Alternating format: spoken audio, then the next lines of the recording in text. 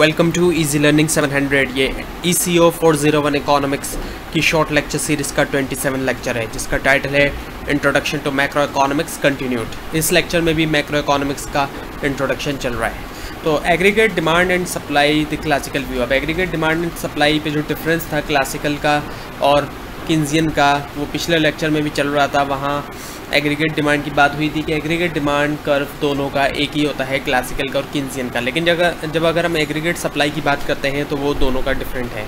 जो aggregate supply curve है classical का, वो बिल्कुल जो है वो वर्टिकल लाइन है, बिल्कुल स्ट्रेट लाइन है, वर्टिकल लाइन है। इसमें एग्रीगेट सप्लाई जो है यहाँ फुल एम्प्लॉयमेंट के बाद बिल्कुल फिक्स रहती है, इसमें कोई इफ़ेक्ट नहीं है, आप देख सकते हैं।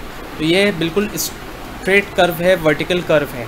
जबकि अगर इसमें डिमांड बढ़ती है, अगर डिमांड कर्व शिफ्ट कर जाता है, जैसे 80 से 81 हो गया और फिर 82 हो गया, तो क्या होगा, सिर्फ़ और सिर्फ जो है वो प्राइस में इजाफा होगा। P0 से P1 हो गया और P2 हो गया। तो यहाँ पे एग्रीगेट सप्लाई बढ़ाई नहीं जा सकती क्लासिकल व्यू के मुताबिक। लेकिन सिर्फ एक तरीका होता है एग्रीगेट सप्लाई बढ़ाने का, वो होता है कि एग्रीगेट सप्लाई कर्व को शिफ्ट कर दिया जाए। शिफ्ट किन सूरतों में हो सकता है कर्व, कि न्यू रिसोर्सेज अवेलेबल हो जाए, नई टेक्नोलॉजी अवेलेबल हो जाए, या फिर वेज रेट।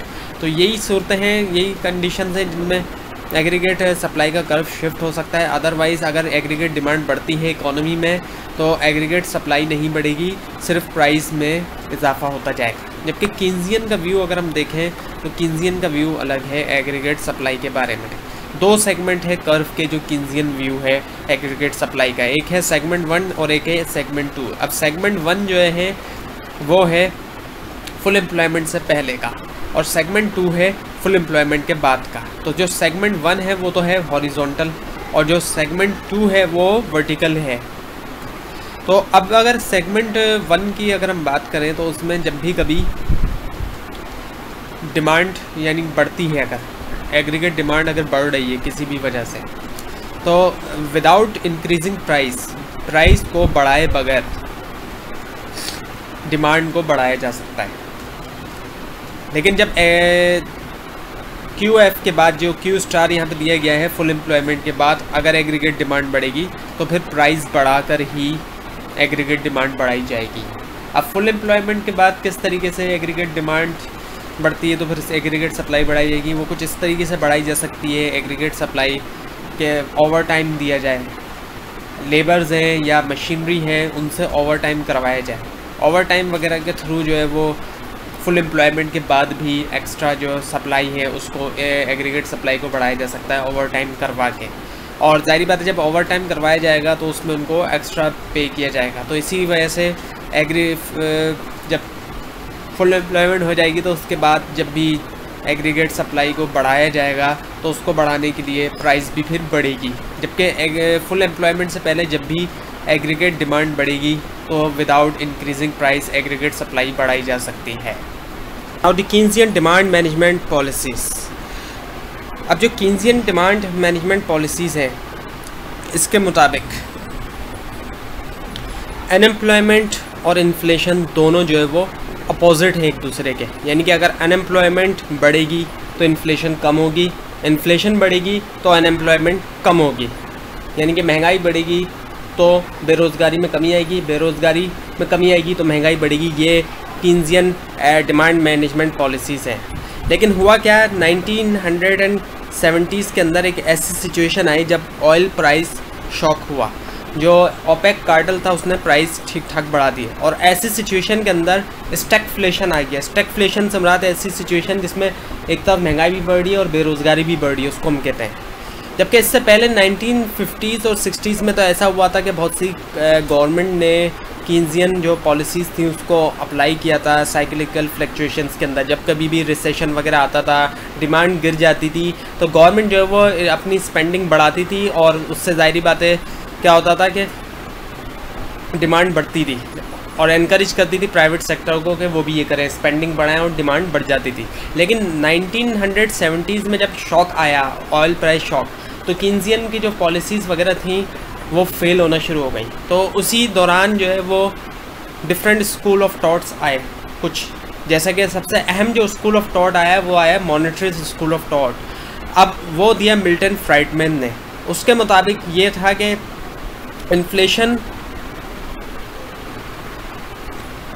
एक मॉनेटरी फिनोमेना है, यानी कि अगर पैसे की सप्लाई यानी कि पैसा ज़्यादा बढ़ जाए इकोनॉमिक ग्रोथ से ज़्यादा, तो फिर ऐसी सिचुएशन में महंगाई बढ़ती है। पैसा ज़्यादा सप्लाई हो गया, इकोनॉमी के अंदर ग्रोथ कम हुई, तो ऐसी सिचुएशन के अंदर महंगाई बढ़ती है।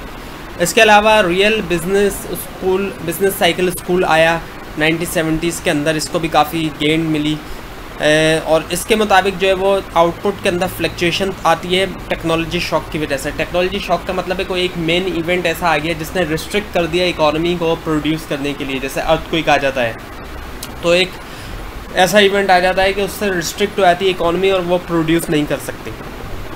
रैशनल एक्सपेक्टेशंस स्कूल में क्या था, ये भी 1970s के दरमियान जो है ये भी उसी पीरियड में आया कि इसके मुताबिक जो है वो लोगों की जो एक्सपेक्टेशंस होंगी वो रैशनल होंगे। कीन्स के अपोजिट, जो कीन्स की स्टैटिक एक्सपेक्टेशन हाइपोथेसिस था उसके अपोजिट होगी, और जो इसमें क्या होगा कि इन्फॉर्मेशन लोगों के पास होगी वो, और साथ में सिर्फ पास्ट की इन्फॉर्मेशन नहीं बल्कि फ्यूचर की इन्फॉर्मेशन के ऊपर भी बेस करेगी जो लोगों की एक्सपेक्टेशन होगी, तो उसको कहा जाएगा rational expectations. Now new classical economics and new Keynesian economics school, ये है इसके बारे में कि वेयर आर वी टुडे, अब आज हम कौन से स्कूल ऑफ थॉट को फॉलो कर रहे हैं। तो सबसे पहले जैसा कि आपको पता है कि क्लासिकल स्कूल ऑफ थॉट आया, उसके बाद जब ग्रेट डिप्रेशन आया classical school of thought fail हो गया, तो फिर किन्जियन इकोनॉमिक्स आया। उसके बाद किन्जियन इकोनॉमिक्स के बाद 1970 में मिल्टन फ्राइडमैन ने मॉनेटरिज्म की थ्योरी दी, और ये जो मॉनेटरिज्म की थ्योरी थी ये काफ़ी हद तक क्लासिकल स्कूल ऑफ थॉट के ऊपर बेस करती थी। तो ये तो थी न्यू क्लासिकल इकोनॉमिक्स।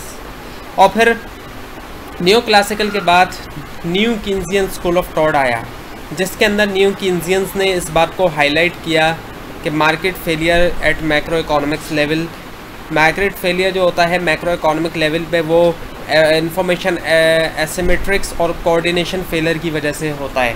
तो उन्होंने ये कहा कि गवर्नमेंट की इंटरवेंशन जो है वो पॉसिबल है, कुछ मीनिंगफुल गवर्नमेंट इंटरवेंशन हो सकती है, इस बात का उन्होंने कहा। क्योंकि जाहिर बात है किन्जियन स्कूल ऑफ थॉट के अंदर गवर्नमेंट इंटरवेंशन थी, जबकि क्लासिकल स्कूल ऑफ थॉट में गवर्नमेंट इंटरवेंशन नहीं थी। तो न्यू किन्जियन स्कूल ऑफ थॉट जो है वो किन्जियन इकोनॉमिक्स थॉट के ऊपर ही बेस करता है, लेकिन उसकी एक तरह की एक्सपेंशन है, उसको एक्सपेंड करके न्यू किन्जियन स्कूल ऑफ थॉट बनाया गया। जैसा कि न्यू क्लासिकल थॉट था तो इसी तरह से न्यू किन्जियन स्कूल ऑफ थॉट आया, और यही वो स्कूल ऑफ थॉट है जो आज फॉलो किया जा रहा है, जहां आज हम हैं।